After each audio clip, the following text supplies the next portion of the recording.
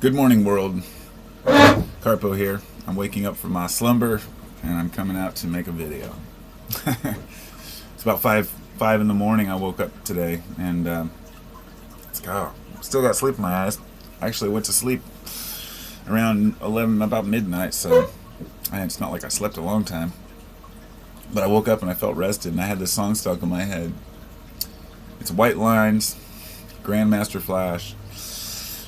And it was like in my head when I woke up, white lines going through my mind. So I had to like come play it. And so I'm out here listening to it. And this is kind of like my little sanctuary back here where I can hang out and get away from everybody else who's asleep or being either super quiet or being super loud. So I was listening to the song and thinking back to the 80s, you know. The mid 80s, the early to mid 80s when rap had really first come around, and it was just considered disgusting. I mean, I know that rap today by parents is considered, disgusting. The rap of yesterday was just as bad, and I know that when we look back on it, like the kids of today might look back on the 80s stuff as being pretty mild, even Fuck the Police. I mean, that was so controversial when that came out. I mean, well, go figure. We're talking about killing and beating cops. That was kind of the beginning of something outspoken. But what happened was in the late 90s, well, I should say in the late 80s to early 90s, the rappers all switched modes. Started talking about killing each other. They started talking about killing white people, killing black people, killing gangsters, taking their share, getting their cut and their blow and their money and buying their islands. And it became a giant cutthroat, type lyrics anyway. I mean, I watched this morph. There were still the easygoing guys like MC Hammer, dancing around, doing his own thing. But actually, he was more like the preacher type, I believe. But I was into MC Hammer when I was like 12, 13. That was I was into all different types of rap. But I used to sit around at home, and I'd play Zelda on the Nintendo, and sit in the dark room and play Zelda. I was not a gamer by any means. I didn't have game systems growing up, but there was one time in my life where I got a hold of a Nintendo and borrowed it, I think, from a friend, and I played Zelda for like, a couple weeks, and I remember I listened to Eazy-E, because that's what Zelda reminds me of Eazy-E. And here I am listening to Fuck the Police, cruising along, burning bushes, If you were there in the 80s, you understand how, that's just part of my life. Everybody has their things that they remember from their youth. Anyway, back to Grandmaster Flash. When I went back and listened to the song, it's white lines, it's about cocaine. It's white lines going through my mind. And you would hear the lyrics from the song and you would think, okay, here's a gangster rap about cocaine. I mean, if you didn't know rap, you might think here's a rapper rapping about blow and how much he loves it.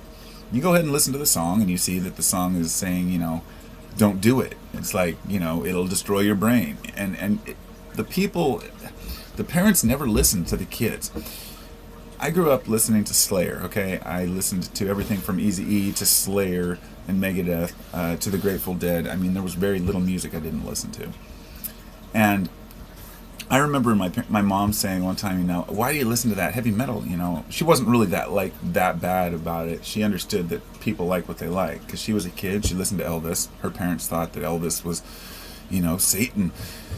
So anyway, she said, how can you listen to that? They don't even make sense. There's not even any lyrics. You can't hear any words in that. And I said, well, yeah, of course you can. Here's this. I can hear everything he's saying. Tom Araya from Slayer, yeah, rah.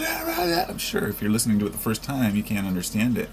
Then you start hearing about things like songs like War Ensemble, or I won't get into the particular song names because unless you listen to Slayer, you wouldn't understand. But many of the songs that seem to be about war, killing, murder, are actually completely opposed to it.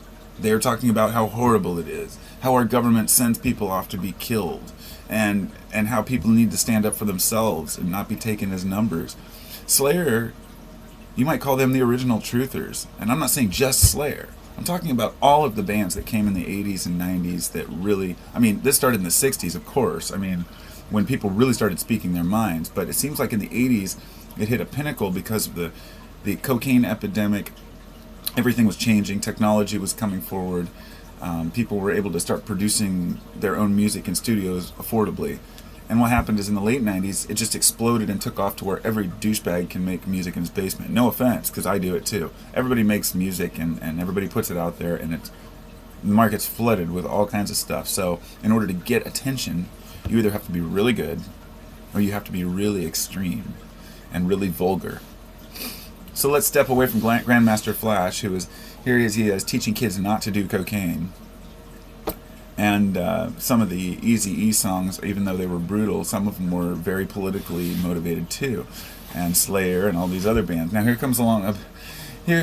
along comes somebody like Marshall Mathers, let's say, Eminem, and a guy like Eminem comes on the scene, and he has to be brutally extreme, and the person may think that his whole thing is to be hardcore.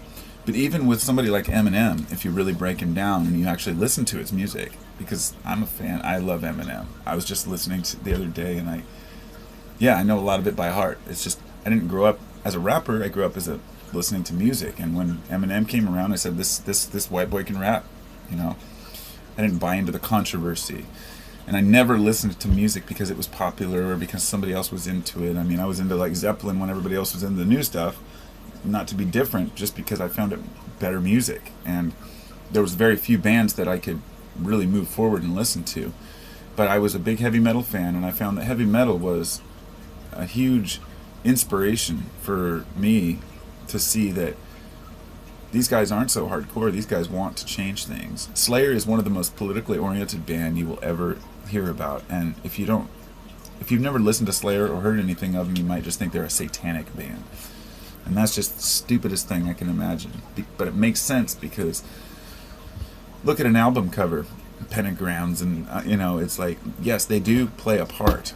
Yes, they do put on a show. But the meaning behind their lyrics, I don't know, it's much more complicated. But that's really my point. A lot of these bands are very complicated to understand now, and where they're coming from. In the old days, it was like really simple lines, like, Grandmaster Flash, don't do blow, it destroys your brain, that kind of shit. Guys were rapping about the most obvious, like, straightforward stuff. And to me, I hold that dear in my heart, like, really do.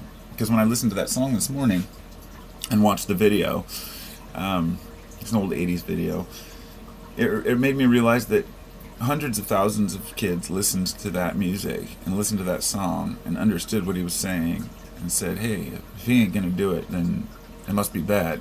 Because I'll tell you, cocaine in the 80s was like candy. Everybody did it. It didn't matter who you were. In fact, anybody who grew up in the 80s, even if you were a kid in the 80s, you've probably done blow for some part of your life since then. It's just an integral part of society that started with the CIA. And the whole conspiracy for the military and the government to, I wouldn't say the government, I don't like using that example, the CIA to import cocaine and to flood the streets with it. And that's what they did in Los Angeles. Now, there was a kingpin, and he was the original kingpin who, what's his name? Freeway